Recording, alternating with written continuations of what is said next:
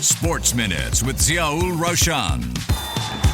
And it's BG Tampines Rovers with a superb win here in the Community Shield and their first trophy since 2020. Your winners tonight, BG Tampines Rovers.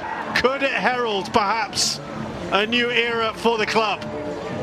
That's right, it's first blood to the Stags as BG Tampines Rovers thumped the Lion City Sailors 4-1 to clinch the season's first silverware, the Community Shield. And it's not just the scoreline that's got people talking, it was the manner of the win, with the Stags in control from start to finish.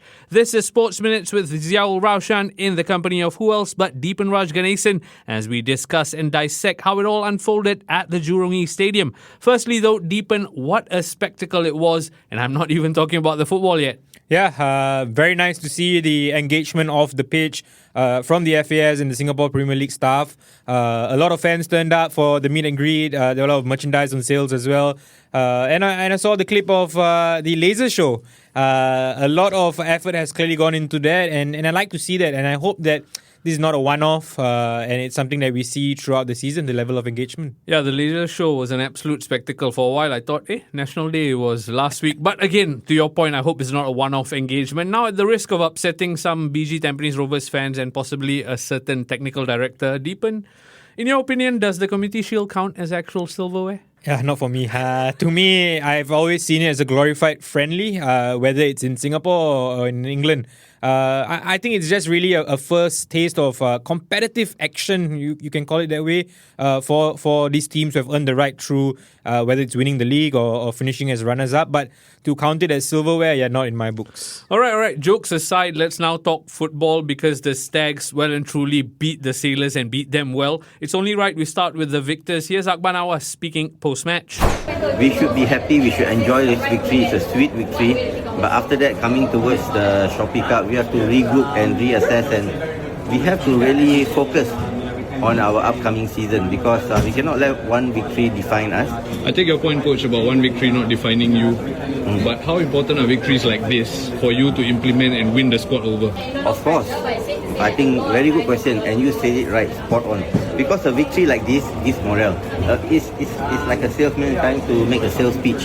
This is the victory for a better sales pitch from the coach to the players. So I think it bodes well. Definitely, you're right. Now, Deepan, by his own admission, this bodes well for the Stags. But before we talk about the future, right, let's talk about the here and now. How much credit does Akbar Nawaz deserve for tactically overseeing this masterclass? Yeah, we can only base off what we saw in the course of 90 minutes in this match. And you have to say that they thoroughly deserved this and the man of the result as well, because I thought they were spot on. You look at the Tampines that you have been used to in recent years, and we call it Gavin Ball. Let's not get that wrong. I think it's been nice to watch. I would say one of the teams that had a clear identity in the league, and it was a team that we look forward to watching. And Akbar, I think, has used some of that elements, but he has gone a bit more direct in terms of how they get the goals. Could this be down to the opponents that they played and how he found spaces between the lines, especially between the right centre-back and the right wing-back? It could be the case. Is this how Tampines are going to play under Akbar? We don't quite know yet. We have to wait and see when the season opens. But I thought he used his resources very well. In this case, he had, of course, Trent Buhaja's pace. And he also had players in midfield who could play those balls. And I think he took full advantage of that and also tactically spot on. And that's why Tampines were 4-1 winners. And like you said, right, Akbar Nawaz gave Gavin credit because that gave him the foundation to go out and build. I want to ask you this. Trent Buhaja obviously gets all the headlines, 2 goals, 1 assist. But I was astounded by the defensive display by the Stags, right? Shuya and Dylan forming that perfect axis in the middle, and then the goalkeeper, the Thai boy, Nalawich Inta Cha Ruyon. Just 22 years of age. Really good. Give them the foundation to go out and achieve the score that they did. I'm glad I don't have to name him. I can just refer to him as Thai goalkeeper. But yeah, and that's why I go back to Gavin, because I think this defense, more or less, is the same defense that have inherited from the previous regime, with the exception of course, the new Japanese left back who replaces Milos. But the philosophy is the same in terms of keeping it tight at the back. I think the goalkeeper gives them a bit more confidence as well. I wouldn't quite rule out Shazwan just yet. I think Shazwan also on his day can be one of the best goalkeepers in the league. I think he just needs to be a bit more confident in terms of being on the ball itself. But yeah, I think this is the foundation that you speak of. When you have a foundation like that, it gives you the chance to build on level 2, level 3, level 4.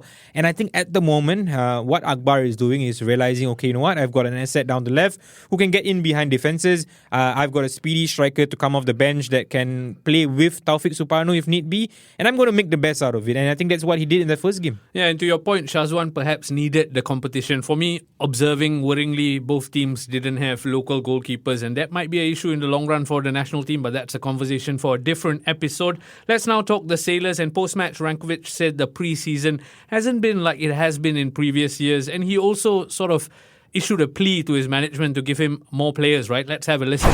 Do you feel you have enough in your squad in terms of competing on all fronts for the season ahead? Yeah, I think we need at least a couple more players. I hope that the management is going to help us with that, because last season we were struggling with a small group, and we managed to finish how we did.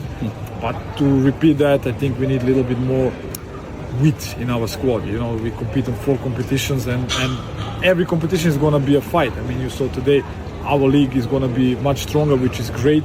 It's going to bring the crowd. So we need a little bit more width players. Deepan, all things considered, do you think it's a fair ask by Ranko to ask for more players? Yeah, I don't know. I've had few days to reflect on this, and I'm not quite sure how I feel about it yet. I think if you speak to other coaches, I think they'll be laughing, because you look at the resources that they have, and I know they don't compete in as many competitions as the Sailors do, and a lot of these requests is down to the fact that they are competing on multiple fronts. But you look at what they had on the bench. They had Leonard T to bring on. They had C and Dinge to bring on. You had the national captain to bring on. And then at the end of the game, you complain about depth. I don't quite see that. I don't see why that has to be the topic right now. But at the end of the day, he's a coach. He wants the best for his players. He wants the best for his team, and he's thinking ahead, thinking long term. You can work with this bunch of players for now, but as the season drags along, when you got to play Shopee Cup fixture in the week, and then follow it up with a tough SPL game, and keep in mind that this is going to be a very tough SPL, then you need more changes. But my point here is that if you have the resources and players that you do, and you complain about it, think about the other coaches in the league. They don't have it far better than you. I have to ask you this though. I know you have already said on X, don't be knee-jerk based on one result. But is more players the solution to the Sailors' conundrum, or is there a need for more training drills, really? Yeah, I don't know. I would say I'll go back to what I said in terms of don't be knee-jerk about this result. And I think a lot of people are jumping into conclusions about one game. At the end of the day, I called it a glorified friendly. I don't think judging players or coaches or teams based off this one result is the logical thing to do, because quite clearly, teams, when they come into the season, they are at different levels of fitness. Some of them arrive ready to begin the season. Some of them peak towards the end of the season or middle of the season. And we saw it with Sailors last season, where it wasn't entirely necessarily the best start to the season, but they came along and you could see that they had more energy levels as the season went on. And also they are a team that I observed last season that really built on momentum, where they did well in continental competitions, and that momentum really took them into the SPL games. And because they were playing quite a high level competition in midweek, that high level remained when they came back to Singapore and played on the weekend. So I think that will help the Sailors as well, because when you are playing tougher teams, bigger teams, you are going to raise your levels, and that will necessarily happen for the Sailors. I do think that this first game did show us that Sailors can be got at. I think that's what it showed us. Whether or not Sailors sort of tweak these little things and better players come in, don't forget Bailey Wright wasn't there. I think he's one of the most important players, especially because of how he communicates on the pitch. So I think these things will come to the fore here and there, but you could see that Sailors are not quite ready yet, but it's no fault of their own. I mean, they had a long season. It's going to take some time. And you talk about raising levels. For me, one player who clearly needs to raise levels based on Saturday's 90 minutes is Anderson Lopez, right? Arrives with big reputation, big shoes to fill, I guess, but he looked a bit isolated. My point is, it's all well and good bringing in big names like this. The league is better for it. But how much pressure then is there on Rankovic to tweak his tactics and extract the most from Lopez?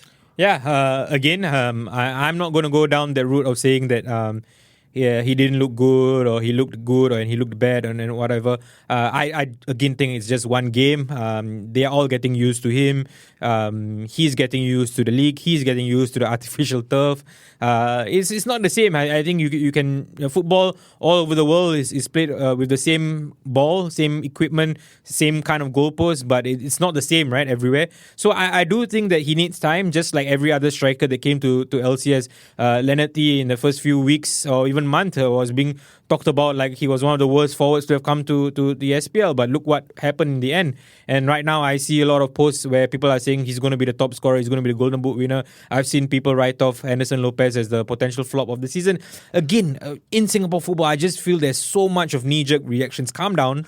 I think there's a season to be played. It hasn't even begun yet, and we've seen predictions like this. So I think it's going to take some time. I think it's only natural. To think that a guy comes in straight away and hits the ground running, it's not a logical thing to expect. But again, to your point, I think they saw things that they could improve on. They saw that they need to work on certain things. You talk about Rankovic talking about that. One area where yeah, I can see that they should strengthen is on the wings. I think when Maxim is isolated and doesn't really have a good game, then who comes on to be that provider? Yes, you can talk about Bart, but Bart likes to come in a bit more. Who is providing that width? I think that's important for Sailors to address. Yeah, clearly Renko has plenty to address, but the runway is not very long because next up it's a small matter of JDT away in the Shopee Cup on Thursday, 21st August. How big a challenge will that be? Well, I asked Rankovic that very question. There is a big game midweek in the Shopee Cup. There's no trophy on the line, but there's plenty of pride because you're flying the flag for Singapore in what I consider a causeway rivalry. How does a result like this set you back in terms of preparation for that one? Yeah, the win will be definitely give us confidence. I mean, that's normal, but nevertheless, it's going to be a totally different game. Totally different opponent, totally different venue. Everything is going to be different, and like you said, it's going to be bigger rivalry, and yeah, we will see what we are made of. I mean, we played them a couple of times in the friendly matches that you cannot really call them a friendly match because they never were. So we know some of the quality. Yeah, they changed, I think, 15 players, so they brought 15 new ones.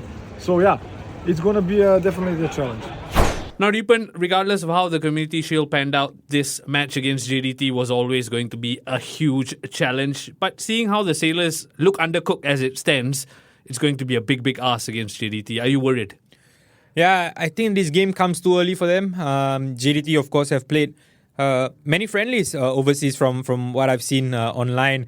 Top class friendlies as well. Hougang included. Hougang included. I think it's going to be tough for the Sailors, and it goes back to my point about how in pre-season teams, not all teams hit the mark in pre-season. You know, some of them take a longer time. Some of them had a longer break than the others, and they don't quite have the full strongest team ready for the season. And case in point, with Bailey Wright missing at the moment.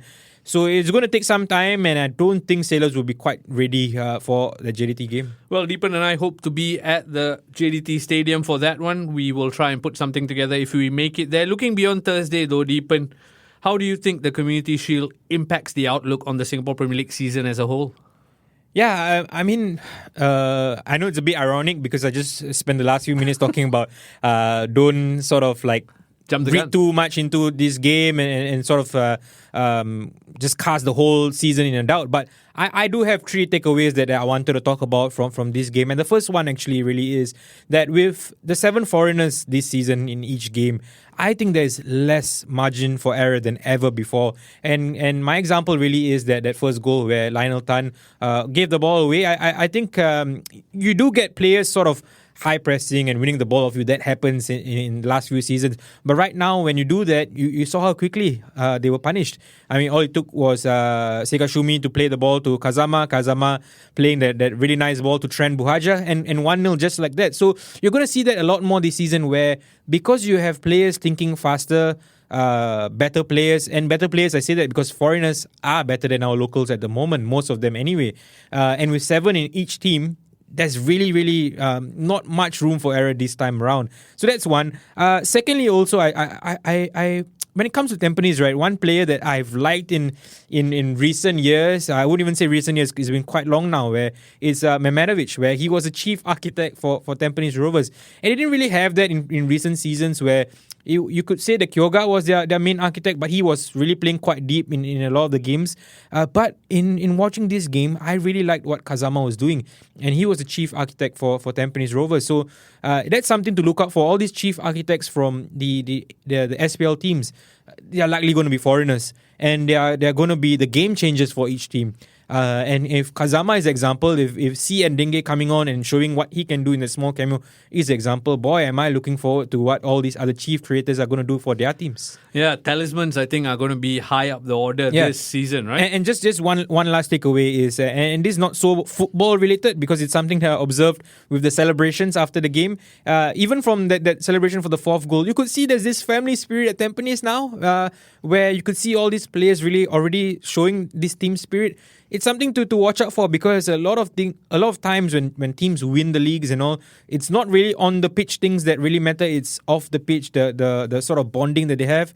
And Tampines seem to already have that. Yeah, the celebration. Glenn Quay almost pulled his hamstring in that fourth goal celebration. But I take your point completely. Deepan, I'm going to let you off the hook very shortly, but not before.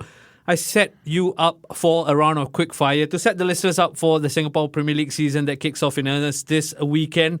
7 questions very quickly now. One team that you're most excited about. I'm going to say Balestier. Only because I think there's been a lot said about how Marco's back, it's Balkan signings, blah, blah, blah. I've seen enough Balkans in this league to know that, don't write them off. I think they could be an exciting team. He lives in Toa Payoh as well. No surprise. One thing you suspect will underwhelm. Yeah, this one I'm not going to answer directly, but I'm going to say this. I think this season it's a bit not logical to give predictions for which team is going to finish where, which team is going to be good, which team is going to underwhelm, because we don't quite know about these teams. I mean, we haven't had the opportunity to watch them in pre-season matches. Maybe one or two players may have stood out in pre-season, but we don't have an indication of who these players are and what they can bring. In recent years, when some of these teams signed players, at least you've seen them in maybe the Malaysia Super League or one or the other. But this time around, a lot of these players that are coming into the league are unknowns in a way. So you can't quite put a pulse, read the pulse on where this team is going to finish. I mean, you look at Geylang, for example. A lot of people say they have continuity. They're bringing in players from within the league itself. But who knows if Young Lions Brazilian players are at a certain level, then where do Young Lions finish? Who's going to be bottom? Who's going to be second? Who's going to be third? Balestier, if their Balkan signings are really good, why not a top 3 finish? Why not a top 4 finish? So you don't quite know yet. So I'm not going to stick my head out there and say this team is going to underwhelm, but I'm going to say that I'm really looking forward to what each team can bring. Fair enough. Listeners, don't worry. I'll brief Deepan on the meaning of quickfire in the episodes to come. Couple of more questions to run through. One local player you're expecting to make a splash. Yeah, I don't know about make a splash, but maybe more of my hope. I really hope Jacob does well this season. I'm crying out for a really, really good CDM for the Singapore national team to work with. Who knows the coach who may be, but yeah, I really want Jacob to have a good season. One foreign player you urge people to go watch live this season. A bit of a cop-out answer, again, because I've not watched many of these foreigners, but I would say C and Dengue. Just in the short spell, you could see what he's going to do. I can see that he's going to score some spectacular goals this season and going to do some box-to-box runs that's going to marvel. So, yeah, I would say him. Definitely one to see. Yes. This one is a bit tricky. The next national team manager. I don't know. You can plead the Fifth Amendment. Yeah, I mean... Let's see. It seems like it's down to 2 now, based on recent stakeout missions. High-level meetings going on with 2 of them that have already been spotted, and yeah, it looks like it might be one of those 2. Sorry to throw the curveball back to the SPL. One bold or bonkers prediction for the season ahead. Yeah, I really find this to be a tough one. I'm going to go for, it's again a bit of a cop-out answer, but I don't think Young Lions finish last. Okay. And finally, who wins the Singapore Premier League? Yeah, it can't be anyone other than Lion City Sailors. I would love to see a title fight. I mean, don't get me wrong. But again, try and test the answer, Raushan. But with what they have, what they can do, yeah, anything other than the SPL title will be failure. Yeah, absolutely. The Community Shield has whet my appetite. Speaking to you about the Singapore Premier League has whet my appetite. I can't wait for the season to get started. I can't wait to canvass your opinions week in, week out. Deepan Raj Ganesan, thank you so much for your time. Thank you, Raushan. Sports Minutes on Money FM 89.3.